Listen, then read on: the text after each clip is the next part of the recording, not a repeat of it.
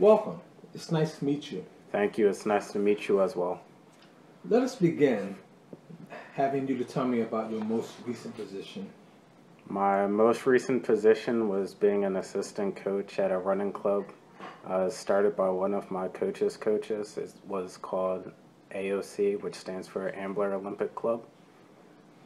What specifically did you learn from your current or last position? What I learned from my last position is that every athlete needs a different approach to be able to develop on their own.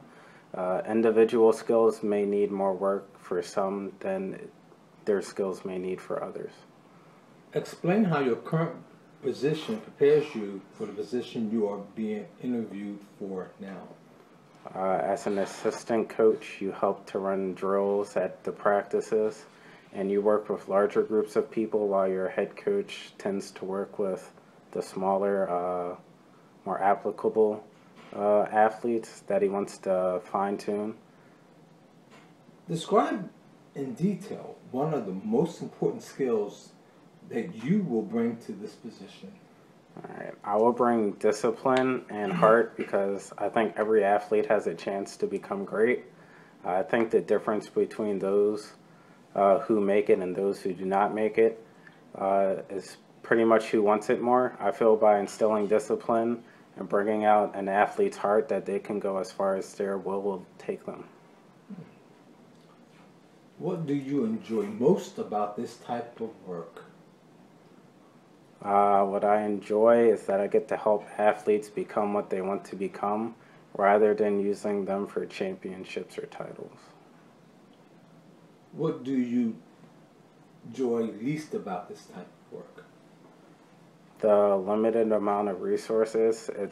You can only do so much on a limited budget so far as getting the equipment. It's hard to get all the training materials you need with insufficient funds. Okay. Explain to me an issue that arose at your current position and how you handled it. One day at practice, a parent yelled at me because their kids were goofing off. So I just ignored the parent at the time, but the next time I made sure that the kids were always doing a workout so that I would avoid getting yelled at by the parents and that the athletes would always be doing something productive. Do you think you could have handled it any differently? I think that in that situation, there's not a lot you can do. I don't believe that yelling at kids is a very beneficial thing. It seems to be ineffective at certain times, so I think that I handled the situation well. What qualities do you think are important for this position? Experience in the sport and coaching. I think a coach should be considerate as well. He should have a positive attitude, and he should be motivating as well for his athletes. Your current position? I would like to leave my current position because I would like to work more with athletes one-on-one rather than a larger group. I feel like this helps to intone their skills a lot better. Can you give me a specific example of how you demonstrated this quality? I've demonstrated good qualities because every day I come out to coach, I put whatever issues I have that aren't related to coaching and bettering the athletes away.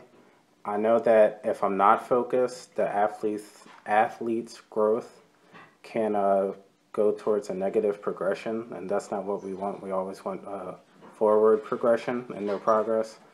Also, if I keep all emotions I had during the day coming in to coach, if there was an issue with a kid where he had an attitude or something was wrong in class, it could turn out bad because my emotions were already stirred that day, and it could end in a negative result. If you were to pick a boss, what are the important traits that he or she should have? Important traits they should have are leadership skills, people skills. They should be charismatic and also be responsible. What are the factors that motivate you? The factors that motivate me, I enjoy helping people progress in something they love to do, especially when it comes to sports. How do your personal goals relate to our company's goals? The company motto is become the athlete you want to become, and my personal goals have always been to give my all for everything and to have no regrets. So I feel that if you allow me into your company, I'll be able to instill your company motto and my personal goals together. Why should your name be at the top of my hiring list?